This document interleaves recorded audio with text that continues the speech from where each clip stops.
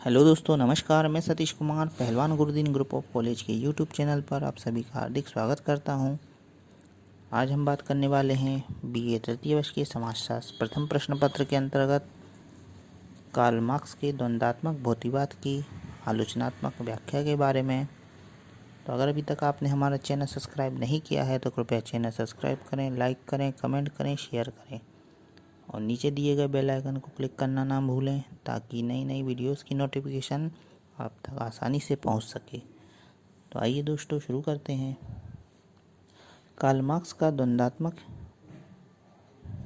सिद्धांत हीगल की तुलना में अधिक व्यावहारिक प्रतीत होता है, फिर भी इसमें अनेक कमियां हैं। अनेक विद्वानों ने मार्क्स की द्वंद्वात्मक भौतिकवाद की कड़ी आलोचना की है। इन आलोचनाओं में मार्क्स ने अपने द्वंद्वात्मक भौतिकवाद में आत्मा की उपेक्षा की है, जो कि अनुपयुक्त है। यद्यपि पदार्थ हमें दृष्टिगोचर होते हैं और आत्मा हमें दिखाई नहीं देती, फिर भी व्यक्ति पर आत्मा की सत्ता का प्रभाव व्यक्तिगत अनुभव के आधार पर स्वयं सिद्ध है। आत्मा अनुभूति इंद्रियों के ज्ञान से कहीं अधिक प्रबल होती है। द्वंद्वात्मक भौतिकवाद अपने आप में नितांत अस्पष्ट और थोपी दार्शनिक मान्यता है। मार्क्स ने इसका पूर्ण और आवश्यक विवेचना नहीं की है।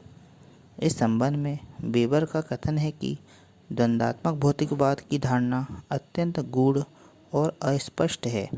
यद्यपि मार्क्स और एंजेल्स ने समस्त लेखन का यह आधार है कि लेकिन इसे कहीं पर भी स्पष्ट नहीं किया गया।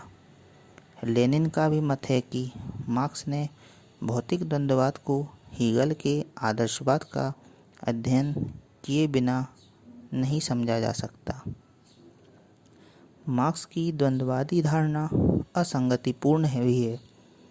एक स्थान पर मार्क्स कहता है कि व्यक्ति अपना इतिहास स्वयं बनाता है। इसके अतिरिक्त मजदूरों को जागृत करने के लिए उसके द्वारा जिस प्रकार के उद्बोधन किया गया है, उससे भी यह स्पष्ट होता है कि उसे मानवीय चेतना और क्षमता में विश्वास है, लेकिन द्वंद्वात्मक प्रक्रिया को अपनाते हुए उसके द्वारा वाद, प्रतिवाद और संवाद की पद्धति के आधार पर मानवीय इतिहास के भविष्यकालीन विकास को निर्धारित कैसे किया जा सकता है।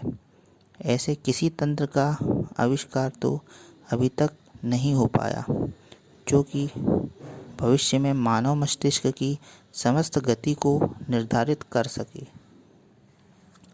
मार्क्स की विचारधारा अत्यधिक भौतिकवादी है। इनका मत है कि मानवीय चेतना भौतिक तत्वों के अधीन होती है। मानव जीवन में भौतिक संतुष्टि ही मानसिक संतुष्टि की आधारशिला है और मानव जीवन का सर्वोत्तम लक्ष्य है। मार्क्स का यह मूल्यांकन संकुचित और त्रुटिपूर्ण है। ऐसा कहकर आपने मानव की चेतना शक्ति को नकारा है। पदार्थ में स्वयं में कोई गति नहीं होती, वे तो चेतना शक्ति द्वारा संचालित होते हैं। मार्क्स जिस सर्वहारा वर्ग की क्रांति का पोषक है, उसका आधार भी श्रमिक वर्ग में उत्पन्न चेतना ही है, जो उसमें पूंजीवाद के विरुद्ध भावना पैदा करती है। मार्क्स द्वारा बताई गई वाद, प्रतिवाद और संवाद की अवस्थाएं भी दोषपूर्ण है और काल्पनिक भी है। इतिहास एक अविरल धारा है जिसमें कोई अंतिम अवस्था नहीं होती।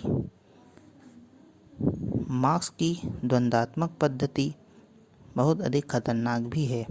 आप मानव को बाह्य शक्तियों अर्थात आर्थिक शक्तियों का दास बनाते हैं और उसमें इतिहास के क्रम को बदलने की शक्ति नहीं है। यदि हम मार्क्स के इन विचारों को ग्रहण कर लें तो इसका अर्थ यह होगा कि मानवीय दर्शन और विचार में नए समाज की कल्पना का कोई स्थान नहीं है।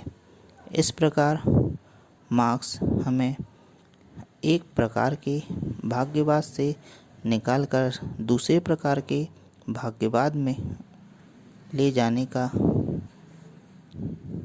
योजना बनाते हैं। द्वंद्वात्मकवाद की एक त्रुटि यह भी है कि यह इतिहास को सदैव उन्नति की ओर बढ़ने वाला मानता है, जबकि मानवीय इतिहास उत्थान और पतन दोनों की कहानी है। भौतिक द्वंद्ववाद को स्पष्ट करने के लिए मार्क्स द्वारा दिए गए उदाहरण भी अनुपयुक्त माने गए हैं। जैसे इन्होंने बर्फ को पानी का विरोधी बताते हैं, जो कि उचित नहीं है। ये परस्पर विरोधी नहीं है, बल्कि एक ही वस्तु की दो भिन्न अवस्थाएं हैं। तो दोस्तों, ये थे कार्ल मार्क्स के द्वंद्वात्मक भौतिकवाद की कुछ आलोचनाएं। आपको यह वीडियो कैसा लगा, नीचे कमेंट बॉक्स में अवश्य लिखें। नए वीडियो के साथ मैं आपके समक्ष पुनः उपस्थित होऊंगा। तब तक के लिए नमस्कार, धन्यवाद।